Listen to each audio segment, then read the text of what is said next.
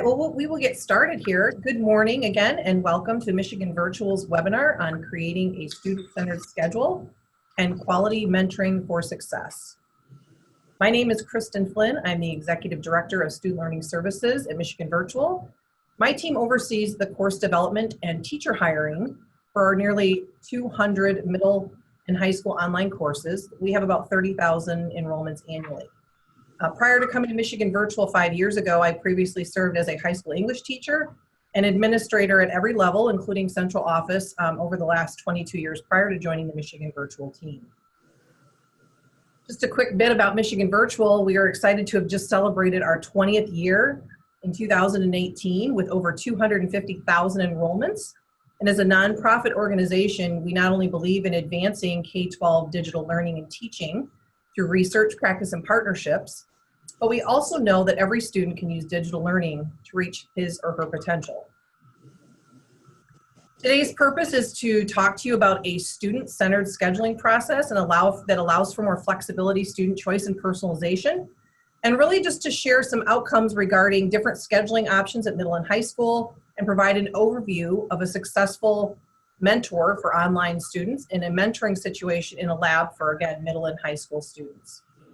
Just a few housekeeping notes. If you would like to have an awesome experience here during the webinar, which we're hoping for, by default, your microphone is going to be on mute.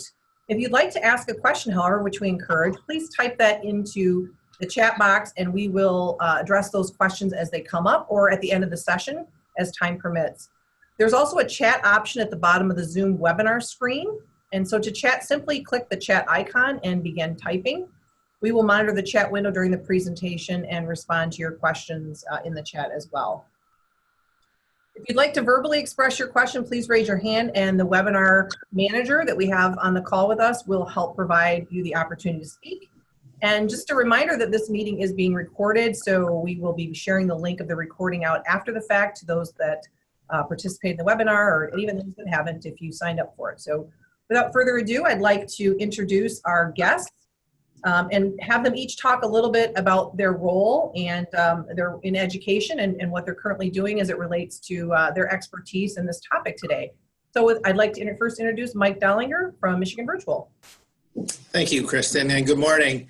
My name is Mike Dollinger, and I'm the administrator of collaborative partnerships here at Michigan Virtual. I came to Michigan Virtual about a year ago after retiring from public education, where I spent 20 years in administration, the last 12 being a high school principal. So I understand what it takes to put together a schedule. I understand the challenges, difficulties, getting a quality schedule that can meet the needs of all the students. So I hope today we can give you a few examples and a few ideas that you can take back to your school and provide your students with a quality education that they want. Hi, I'm Debbie Lynch. I am the Mentor Outreach Coordinator here at Michigan Virtual. I taught business and technology courses at the high school level for 33 years. And during that time, I also served as the mentor and online coordinator for students who were taking Michigan Virtual courses for 8 years. And I served well over 100 students per year. I also taught part-time for Michigan Virtual as an instructor for 8 years before becoming full-time here. And it's nice to be able to have the teaching perspective and the mentoring perspective too when I meet with mentors from around the state. So I'll be talking with you a little bit about online mentoring success. I'm Anthony Lauer. I am the online learning coordinator with Ann Arbor Public Schools under a program that we've called A2 Virtual. I've been involved with online learning for the last 12 years in various capacities, from mentor to instructor to an administrator. Here in Ann Arbor, we've been offering online courses since 2000, and so we're on our 19th year of offering online courses. And currently, we have around 1,000 students in 28 buildings taking online courses. And I'm excited to share some of the experiences that we've had and some of the creative ways that a schedule can be built to personalize a student's learning experience.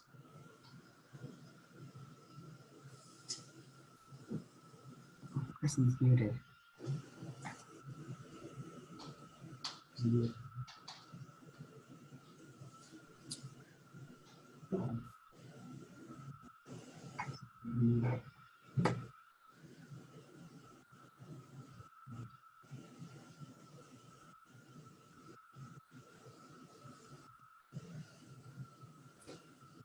Kristen, you're still muted. I'm sorry. I just want to talk about what is the difference between a student-centered schedule versus a traditional schedule? Well, I think I can start by, in years past, you know, a schedule was built based on the teachers you had and what there was offered because of the teachers you had. It wasn't based on what students wanted. Principals used to take the teachers, give them 5 classes in a planning period, create the schedule, then find the students and say, okay, how are we going to plug in these students in the schedule that I built? Well, now we have to be more personalized with our education and really look at what are the students' wants and needs and interests, and how can we fulfill those utilizing the staff we have and create a quality educational experience for them. I think this is a great time to talk about scheduling, because a lot of our students right now in Ann Arbor are thinking about their schedules. And so I think kind of sharing a little bit about how we schedule in Ann Arbor is kind of important. We actually have 5 different high schools in Ann Arbor, 3 comprehensive, our bigger high schools, and then we have a smaller school called Community High School. And at Community, they schedule a little differently than the other high schools. They do what they call an arena style scheduling, where all the teachers kind of line up in a like cafeteria or common space, and students go to each of the teachers and get little stickers and kind of set their own schedule. And so as part of that process, students can choose to take online courses to build their schedule at that time.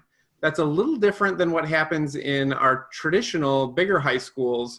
In that case, the students kind of actually build a traditional schedule first, so that some of the things that Mike was talking about teacher schedules and when classes are going to be offered, that schedule is built, and then students select online, which then go back and they take those traditional out of the building at a later point.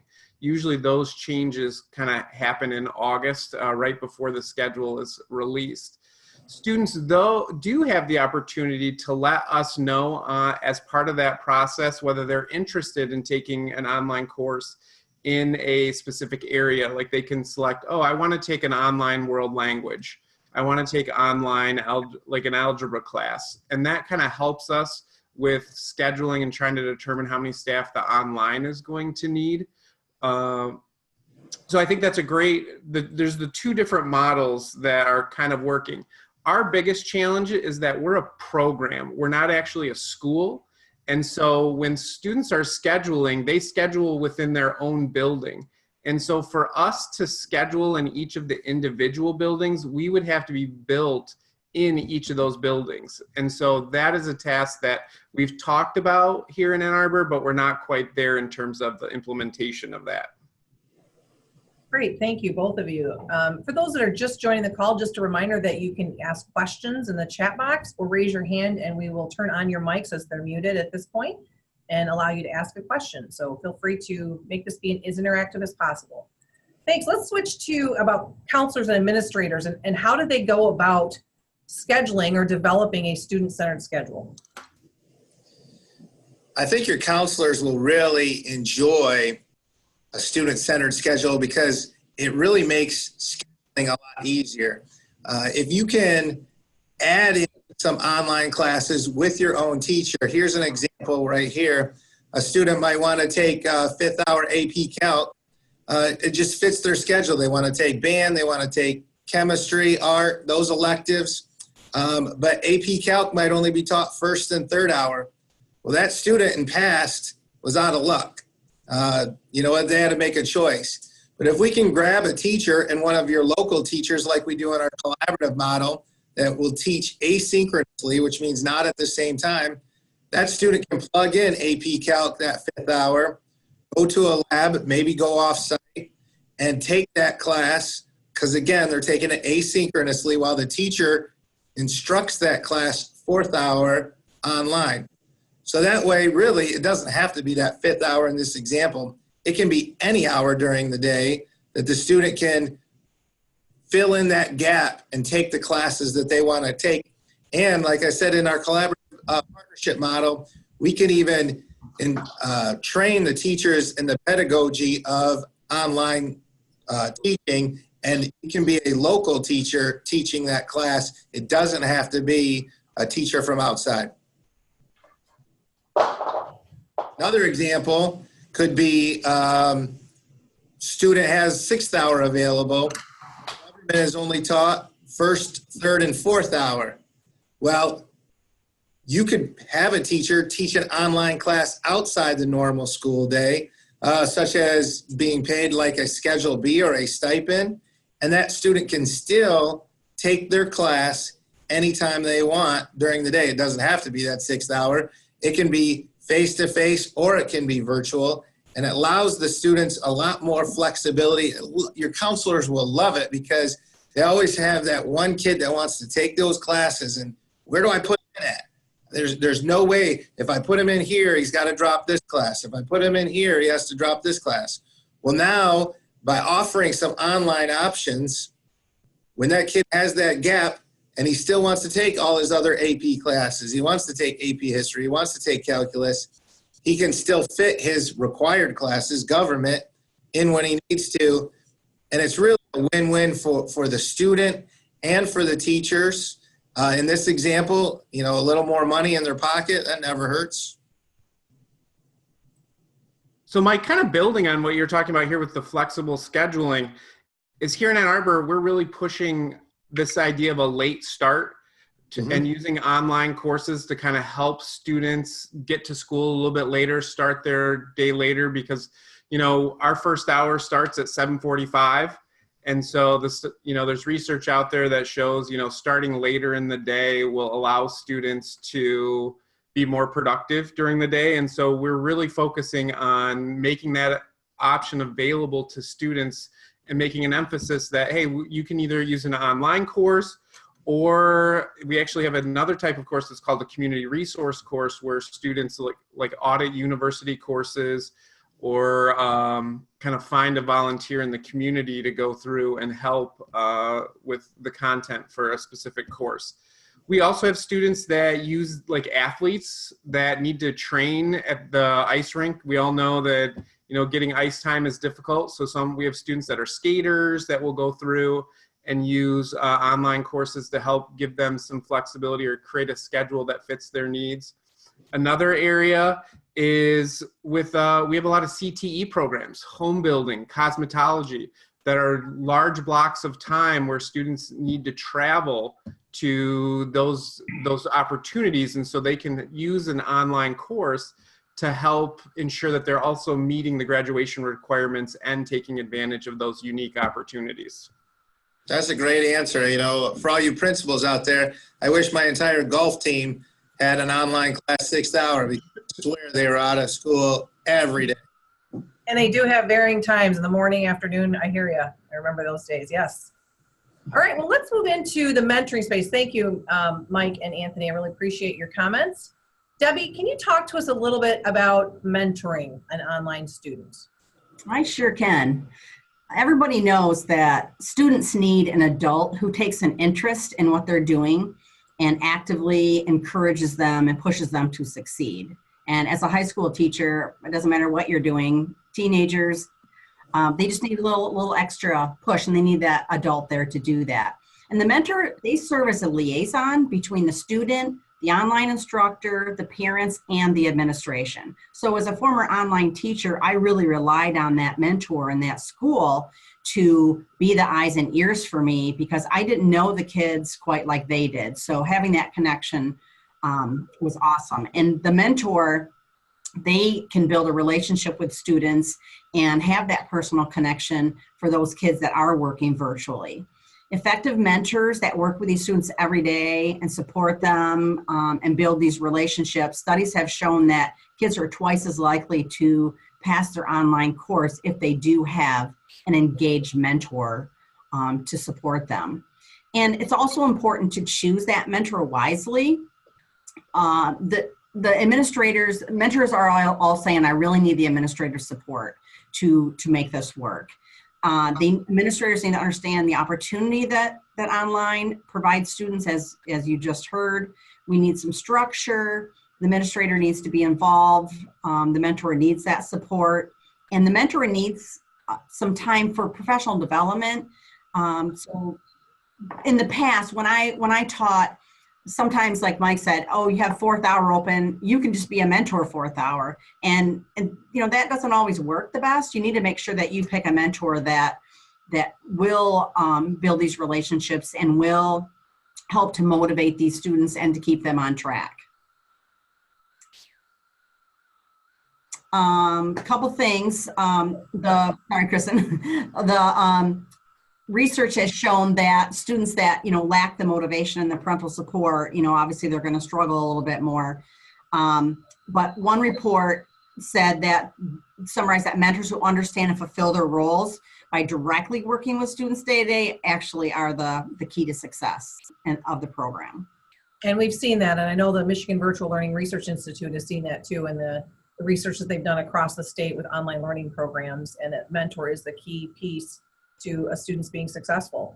So great. Yes, they did a case study with 12 mentors from around the state, and those were all the things that they were saying, that they had support from their administration, and how important it was to make that connection, whether, we'll talk later about whether they're in a lab setting or, like Anthony said, they're out playing hockey, and you have to find those kids on your own. Well, I think about just some of those other scenarios too, Deb, where maybe there's a local student who is in a car accident, for instance, and needs to be out for 6 weeks, and just doesn't contact the teacher, and the mentor then is, again, that key piece to let the online teacher know that the person's out, or he might need accommodations.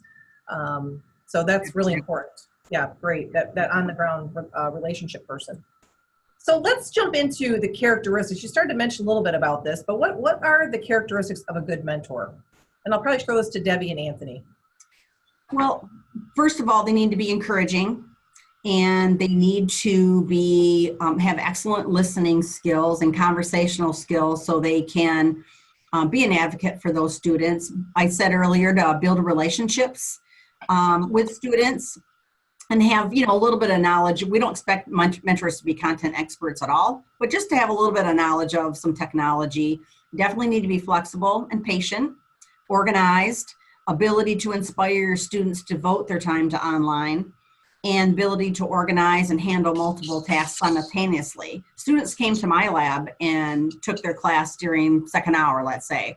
So I'd have 30 students in there. They may be taking 20 different classes. So I obviously didn't know about the content, but I could help them with, how do I write this? Or what does the teacher mean by this? Or do you think this is a good discussion board post? So I could help with things like that. I imagine there were some technology troubleshooting issues that might come up as well as a mentor. Absolutely. So my tech guys were on standby all the time for me. And sometimes they would have to download programs that they needed for their course, or just other glitches. A lot of schools, are more and more putting their computers on lockdown to, keep the kids safe. So sometimes they'll have to open up something for the kids, or open up a URL or something. So yeah, there was definitely, in the beginning of the semester, there was always a few technical glitches, nothing major, just things that I maybe couldn't take care of myself. Probably the biggest characteristic for me as a mentor is they need to be approachable. And because the kids, you need someone in that building for the kids to be able to come to them and say, hey, I'm struggling, I don't know what to do, or I'm super behind, I'm not sure, where to go from here, or I don't know how to save my assignment. I mean, just little things like that. It took my students a couple weeks. Kids think technology is entertainment. So they sit down to take an online class, and all of a sudden they're like, oh, I have to take tests, and I have to read and do quizzes. And I used to be like, yeah, it's kind of like taking a class. So, but it took them a couple weeks because they don't understand the educational part of technology. So use Blackboard. And so it took a little, there's a little learning curve with that. But after a couple weeks, I would notice that everybody settled down and got to work, but they need that person to help them troubleshoot some of those things those first couple of weeks. Anthony, is there anything you want to add to that? Yeah, I was just thinking that one of the things that helps us be extremely successful is our mentors, obviously. Like in Ann Arbor, our completion percentage is close to 90%. And that's because of the personalized approach that our staff takes with our students that are taking online. And so we always start with a face-to-face orientation with all of our students with their either mentor or instructor. And that really sets the groundwork for students so that they know the person that they can go to. Because in our program, it is not in a lab setting. And so students are left to work independently in various spaces. And so they need to know who they can reach out to when they need help or clarification, or to know that someone's really here caring about what I'm doing and trying to help me be successful. And so having those personalized relationships, as we know in education, is so important. We achieve that with quality mentors with a lot of the characteristics that Deb was discussing here. And a little patience goes a long way in terms of the technology, because as a mentor, you have to be extremely flexible because of the different programs that each of the different courses, as Deb was saying, you know, one mentor could have kids in, 30 or 40 different courses, and each of those courses looks a little different and can function a little different. So they need to be able to, as a mentor, be able to kind of take some time either with the student or before the student comes to kind of look through the course so that they can help support their students. Excellent. Well, we have our first question here. I'm going to pose it to the two of you, whoever wants to answer. Are the mentors educators? Anthony, you go ahead and I'll tell you how I feel. In your experience, what's the background of the mentors? So in our program, all of our mentors have been educators. In some instances, we have some support staff that kind of monitor students that are not educators, but we've always used educators because we try to build a schedule so that our staff can be full-time in our program.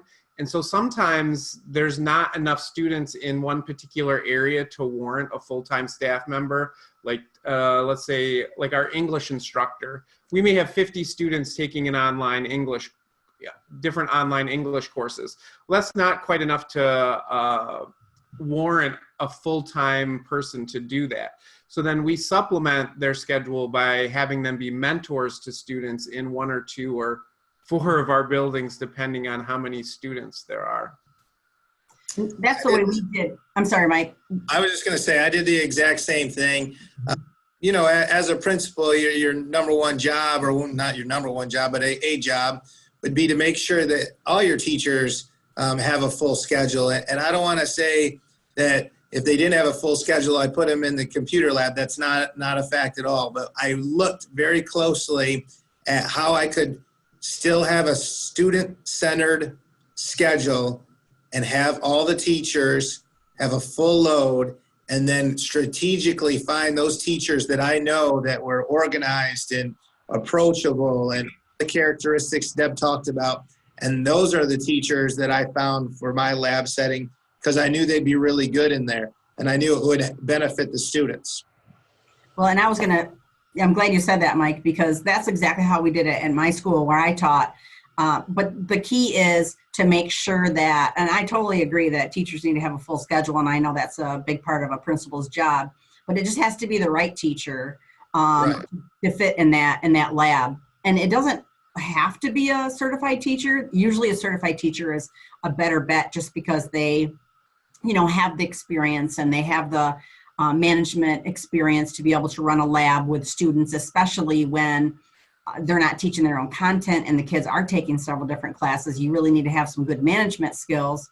And I'm not saying there's not a rock star support staff out there, and Anthony said they've used those in the past. So it doesn't necessarily have to be a teacher. I think the administrator knows their people in their building better than anybody else, and they just need to make sure they choose the mentor they think would be the best for those online students.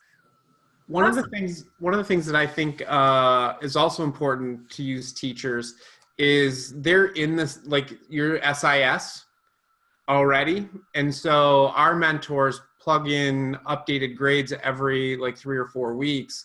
in the SIS. And so sometimes if you use staff that aren't used to being in that space, they may not be as comfortable or remember to make sure that those progress grades are getting updated. That's a great point. Great. Let's switch to, what does it look like when you're a mentor? What's a day in the life look like for mentors? Well, it depends on the time of the year, but at the end of the year or the beginning of the year, sometimes depending on the mentor's role, they may even have a say in what courses that the kids take. I did at my building. I was a teacher and I knew the kids very well, and a counselor always had to sign off on it, but I had a big role in that of helping kids choose a class that was appropriate for them. But the big thing is that I always made sure I had a learning environment that was welcoming and supportive and flexible to meet the kids' needs. But I wanted them to walk into my room and feel like, they're safe and comfortable, and this was a great place to learn. I always like to make sure the kids realize this is a real class, just like a face-to-face class. So I'd have a syllabus. I'd start out every day taking attendance, give them reminders, start the class period out, give them my expectations on, where they should be and what the day is going to look like.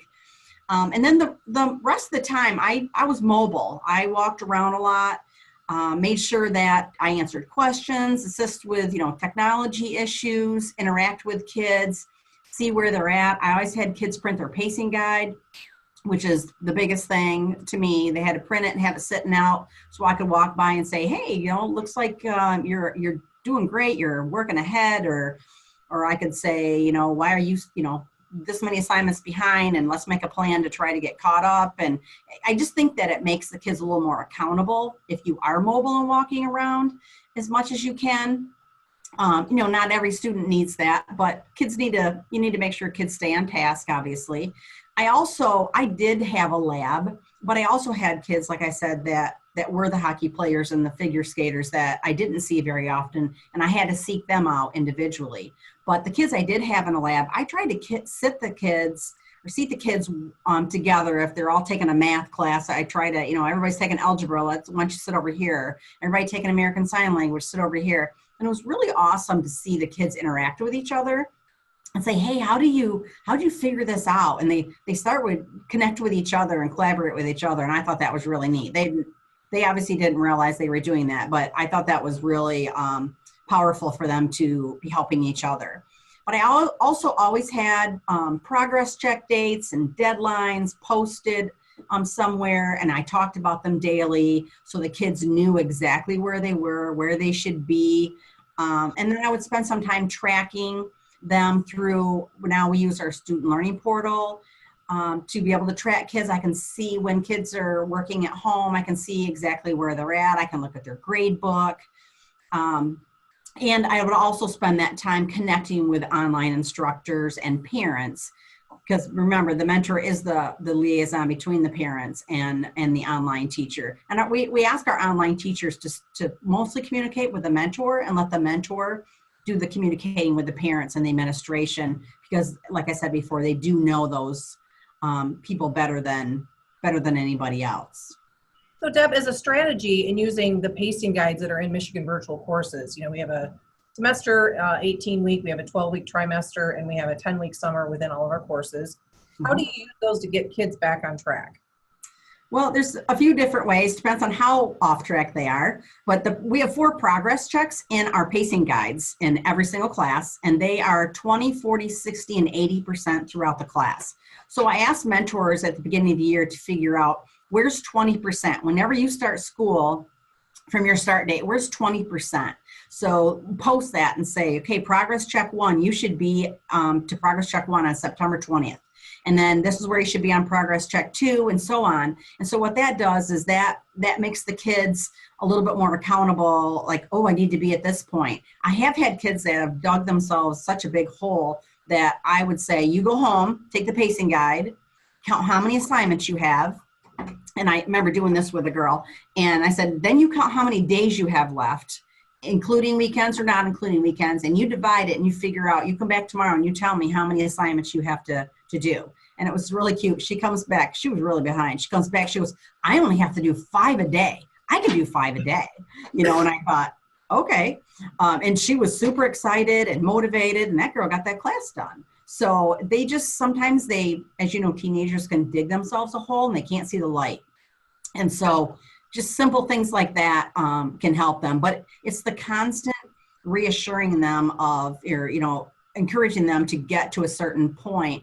And the reason why is because when you tell a kid in September, this class is due in January, they think, oh, heck, I got a lot of spare time. Not thinking, they would never do that in a face-to-face class, obviously. So they really need things broken down in little smaller chunks. And that's what is so nice about our progress checks and our pacing guide.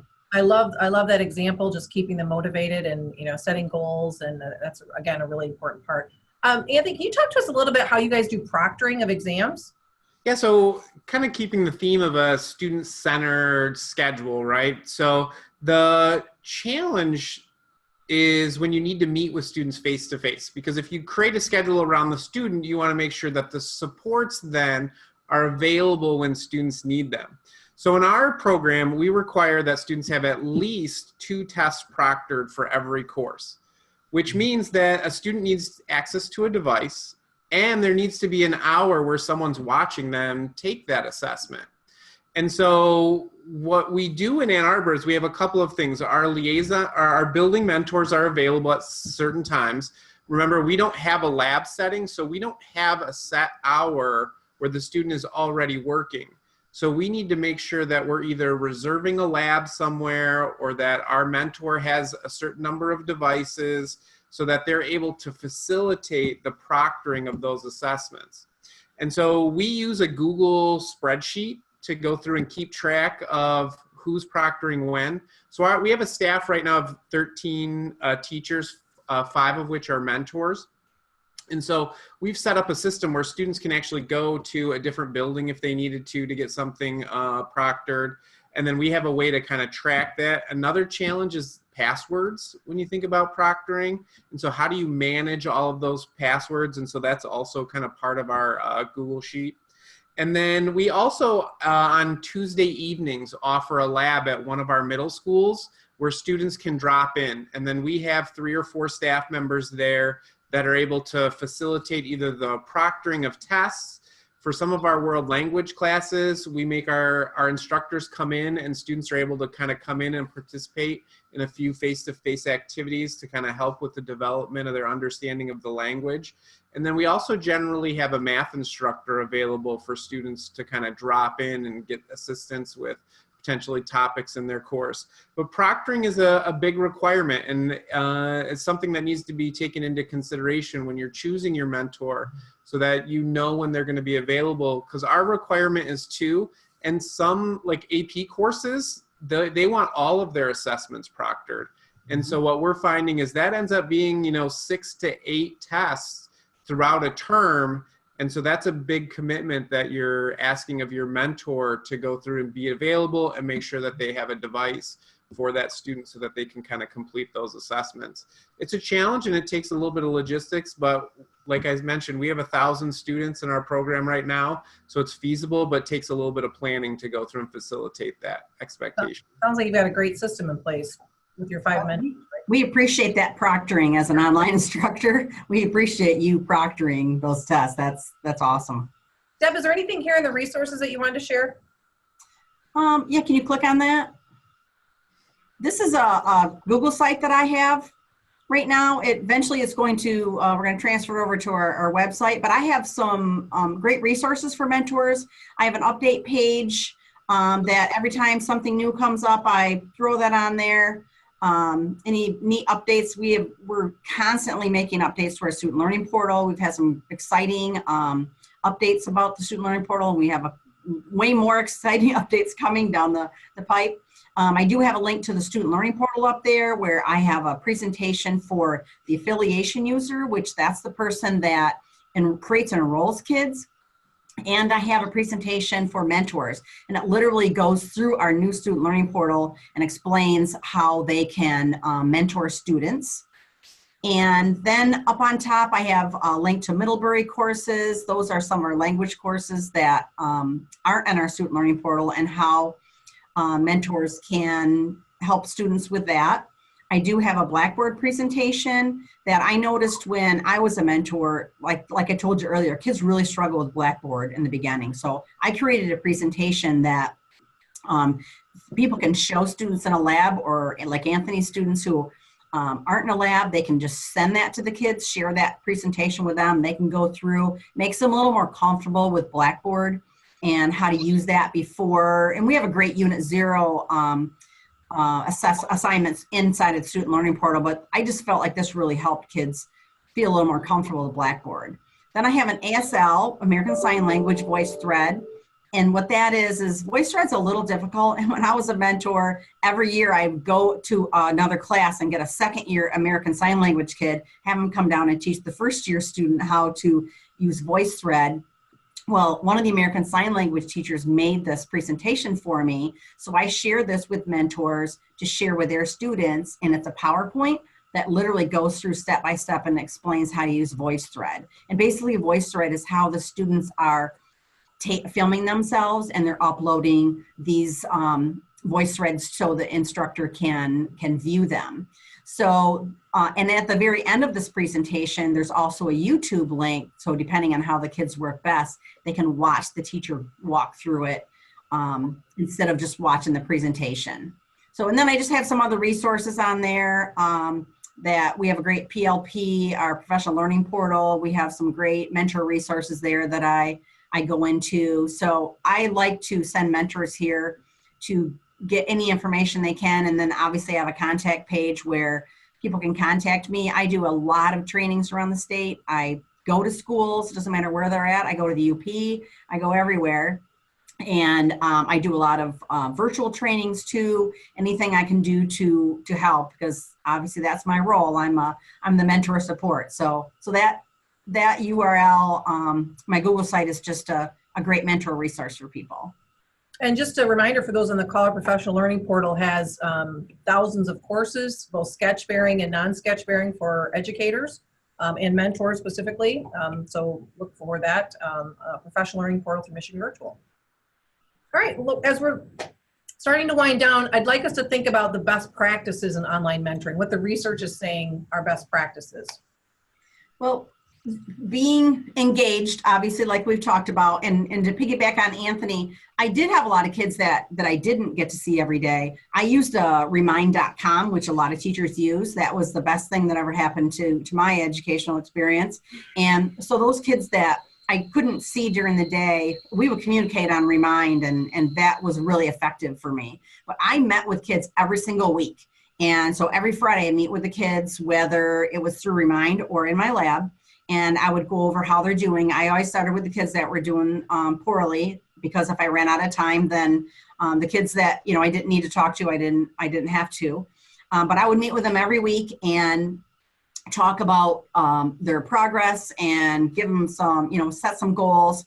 And I knew it worked because I used to hear kids say, "Oh, it's Wednesday, Mrs. Lynch is going to talk to us on Friday. I better get some work done." So just another piece to keep the kids accountable in my lab. I just kind of chuckled like I didn't hear it. But basically, the best practice is you just have to establish clear expectation guidelines for the kids, just like you would any other face-to-face class. Online is no different. And actually, I think it's a little more important because they aren't your student. They do have a certified teacher, which, is amazing on the other end. But just to communicate with the instructor and communicate with the parents, be an advocate for the kids, help teach the kids to be self-directed learners and independent learners, and to be responsible for the coursework. And my kids, they were on the eligibility list if they were doing poorly in my class, just like if they were in a face-to-face class. So, I still held them accountable as though they were in any other class. So to just kind of build on that, we obviously have a slightly different model where all of our students are not in a lab setting. So meeting face-to-face is a challenge. We still, communicate with them weekly to ensure that we meet the student count requirements, right? To make sure we get our funding.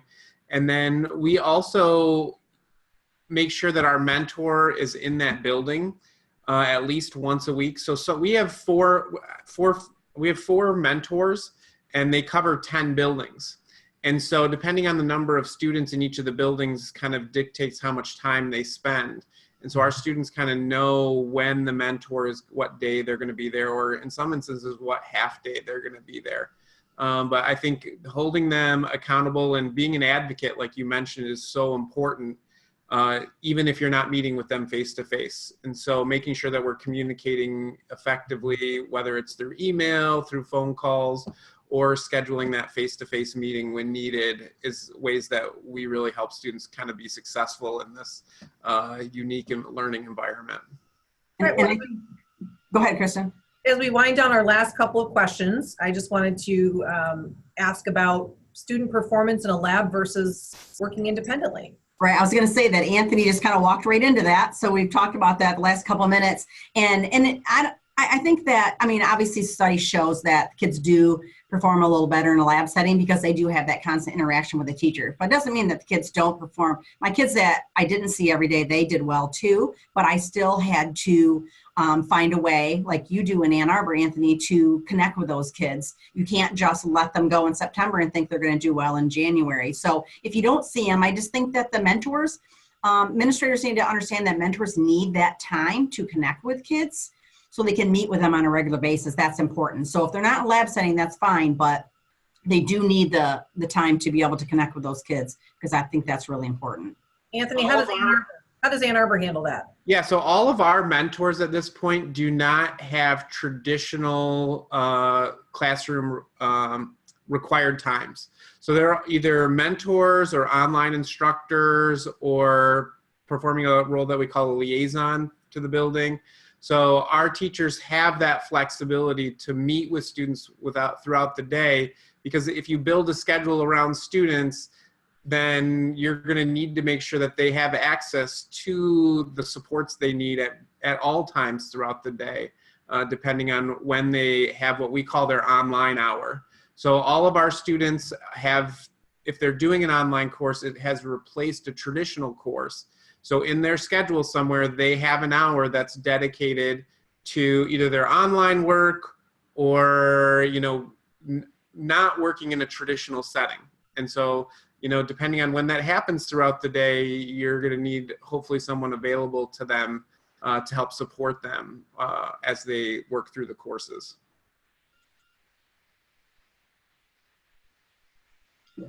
You're muted, Kristen.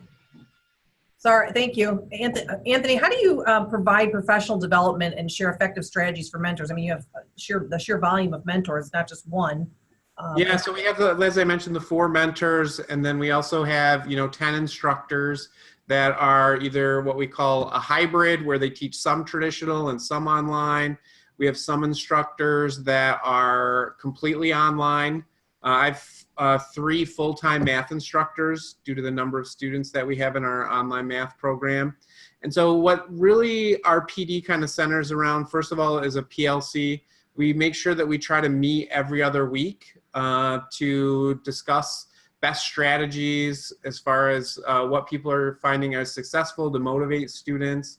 What are some of the challenges that students and instructors and mentors are encountering, so that the administration is aware of those, and then we can work through whether it's a provider or with a specific content, so that we can try to help alleviate some of those concerns.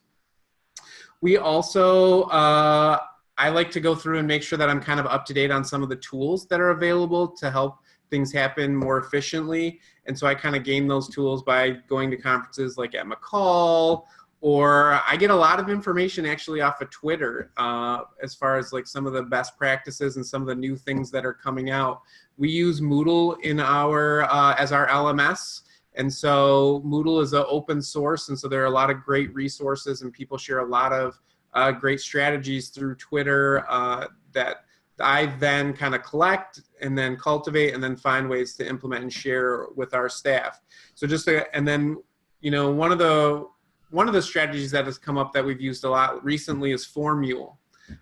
It's a Google Sheets add-on that allows you to personalize communication by using a spreadsheet. And so a lot of our instructors are using Formule, or you can find other probably mail merge systems to kind of give feedback to every student with a couple clicks once the data is entered. And so it makes that part of the job work more efficiently so that you can focus on the individual students and still get that communication accomplished. And so, you know, our big thing is being able to make sure we can collaborate on a regular basis. Sometimes schedules don't work out and we can't meet for a month, and all of us just kind of feel like we're a little lost or disconnected, because that's another thing that I think is important for staff that teach online or mentors, is making sure that they're still feeling connected to a group, the same way that we worry about students not feeling connected to their peers when they're working online. You want to make sure that your staff is still connected to some type, to be able to share experiences so that they can continue to build professionally as well. Excellent point. Debbie, in addition to people reaching out to you as mentors, if they don't have a structure like Ann Arbor where they have their own PLC of mentors, what would be some ways that you would suggest that mentors could reach out and get connected to other mentors? Well, one way is our PLP. We have our professional learning portal. There's an online mentor community, and it's not just Michigan Virtual Mentors. It's mentors from all around the state. And there are so many great resources. There's a discussion board post in there, and people will ask questions, and somebody will say, oh, I have one of those. Here, let me upload it for you. You can just have it. So there's a lot of really awesome discussions going on. I do have, we have site institutes throughout the state that our professional learning services team here at Michigan Virtual put on. I also have a mentor collaboration workshop that I put on. It's going to be August 1st this year at our new location in Lansing. And I do try to get to every region in the state, around the state, including the UP. And I try to do mentor trainings. It's tough because some people can't get out of their buildings. So I have done, like last month I did just my own little Zoom room, and you can come in and ask questions, and I went over things. So there's a lot of Michigan Virtual resources, a lot of training that we provide throughout the state, whether it's through my department or whether it's through professional learning services. Excellent. And if I might add, Anthony made me think about with a student-centered schedule, by allowing some students to take some online classes, the administrator or whoever builds your schedule can put some common planning time in there for teachers. And I worked in a small school for a time, and it was impossible to try to find common planning. But by having some students take an online class, you can create blocks in your schedule where those teachers can have some common planning time. That's awesome. And for students, opens up 24 AP, courses that we offer, 7 world languages, and over 250 other kinds of courses that students could take. So that's awesome in terms of opening up elective options as well for students. Well, we're nearing the end of this, and before we take any questions, I'm just kind of prepping the folks that are on the call. We do have these free guides to online learning. So any one of these is available at mblri.org/guides.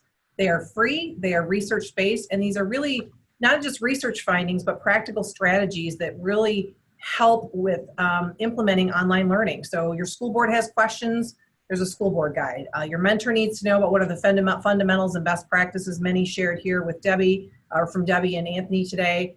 They can go to that. So really excited that the Research Institute has provided these, and these are all free online for any one of you to download.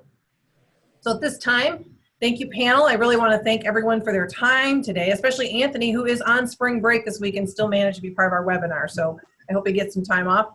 We're going to open up to questions. You can either raise your hand or post questions in the chat window if you have some for a panel, and feel free to direct it to mention a specific person if so desired.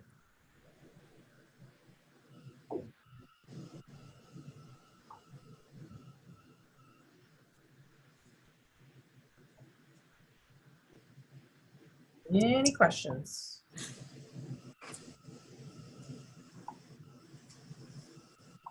All right, seeing none, I will say that this will be the end of our session. Again, I want to thank you and remind you that you can find all of our Michigan Virtual webinars at michiganvirtual.org/webinars.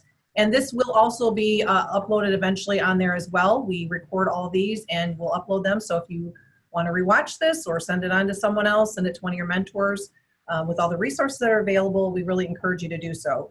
We are hosting monthly webinars. We will have another webinar in April through August. And so look for announcements that will be coming out about our upcoming webinars on different topics related to education. So looking forward to being a solution and partner with you. If there's anything that we can do, feel free to follow up with any one of us here at Michigan Virtual.